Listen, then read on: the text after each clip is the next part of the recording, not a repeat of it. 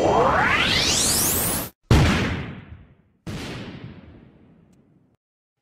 everyone, this video will be about CLS. I will be teaching the I subset of CLS and how the algorithms work and briefly how to recognize them. I will have some links in the description for you to check out alternative algs. Mostly they're algorithm databases and just lists of algorithms. I will also include a small blurb about what CLS is.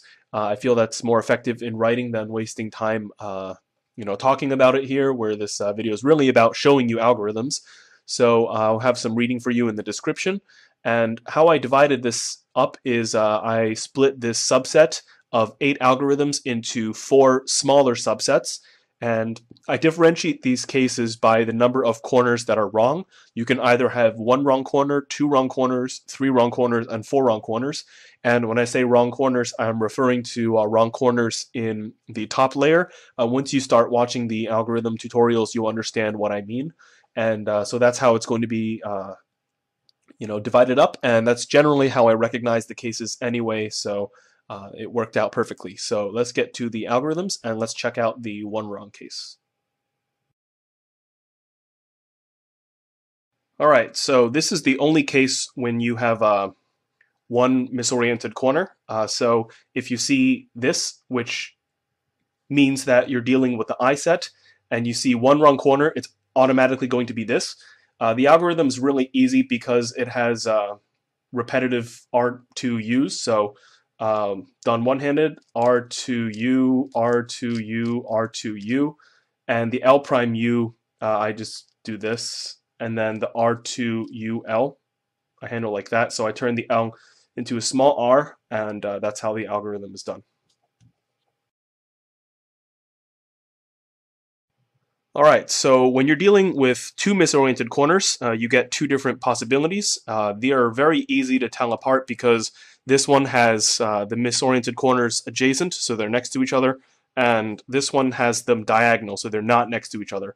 So, you can't get that wrong because once you look at the top layer, you see missing yellows here, and this is diagonal and this is adjacent.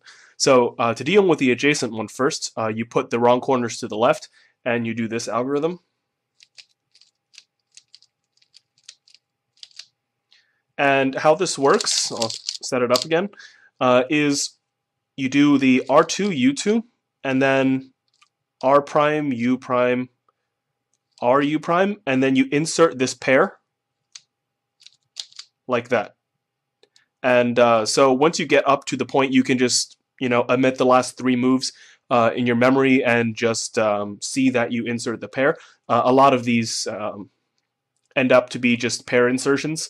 You do some setup move and then you reinsert the pair, and that does the OLL. And so the other observation with this algorithm is all the U moves, especially if you're doing one-handed, will be done with your left index finger. So there are no U's unless you do two-handed and you do R2, U2 with a right hand flick. You will never actually use your right index finger in this algorithm because they're all either U primes or U2s, so R2, U2, yeah. So that's one observation. It makes confusing U prime and U less of an issue here. And for this one, this is the opposite, or diagonal. It works like this.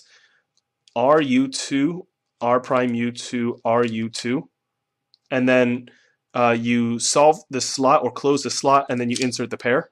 So again, RU2, R prime U2, RU2, and then close the slot, and you insert the pair. And it's really, really easy. So just think, RU2, go back the other way, U2, go back again the other way, U2, and then insert the pair.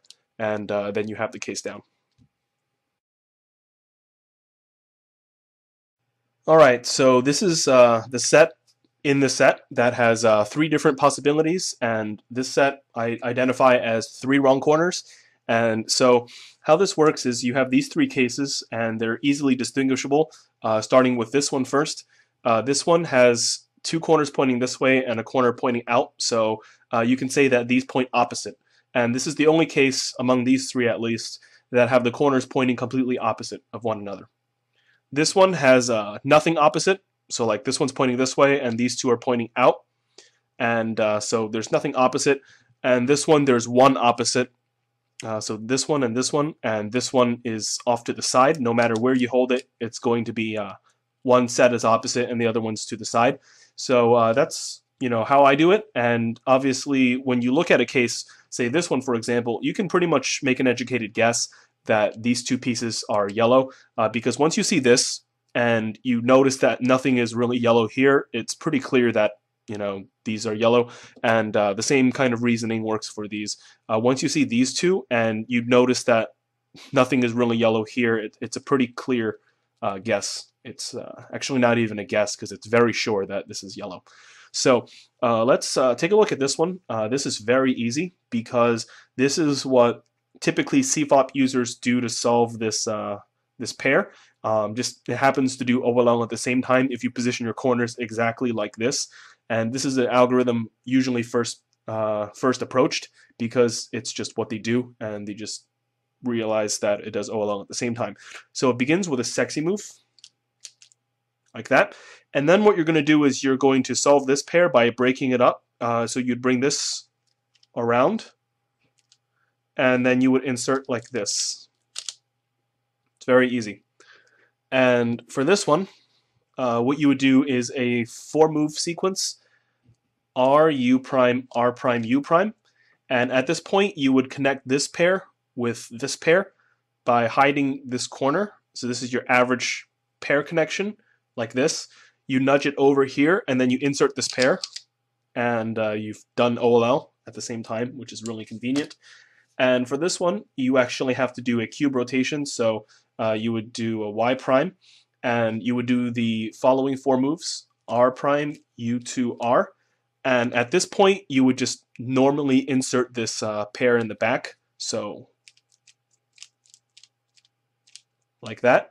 And you've done your OLL at the same time. So these three are sometimes hard to differentiate, but at the same time, they're really easy to learn because most of them are just 4 moves and then reinserting the pair. And if you're familiar with that, it's very easy because you can use your intuition to kind of guide your way through the algorithm. This last set has all 4 corners misoriented, and they're very easy to tell apart because this one, no matter how you AUF it, this pattern is going to be the same. It's actually very visually pleasing, to just AUF endlessly and have all the corners just stay put in terms of orientation. Whereas this one is not, because you have these 2 corners like this. So if you see a pair of corners like this, it's obviously this case. And if you notice that you can't really change the orientation of the corners, then you have this case. So let's do this easy case first. So what you do is RU2, R prime U2, and then the sexy move. And then you do, again, RU2, R prime U2, and then you insert this pair. And then you're done. This one is just a repetition of 4 moves. It's R, U prime, R prime, U2, and then again, and then again, and then insert the pair. And then you're done. So also, they're kind of move count heavy, but they're very easy to learn, and they're sure to save you moves in the long run. If you accidentally get a twisted corner and that pattern, and you do the CLS, it's going to save you moves and help you out in the long run. Alright, so this concludes the CLS tutorial of the I set. I hope you guys like these algs. They are very short and they're very simple, and I had a really good time learning them because they were so learnable. So I hope you guys found those tips useful. If you have any questions or comments or just anything you'd like to talk about, just feel free to comment or message me, and we'll see what we can come up with. Otherwise, thank you for watching, and I'll come out with more tutorials in the near future.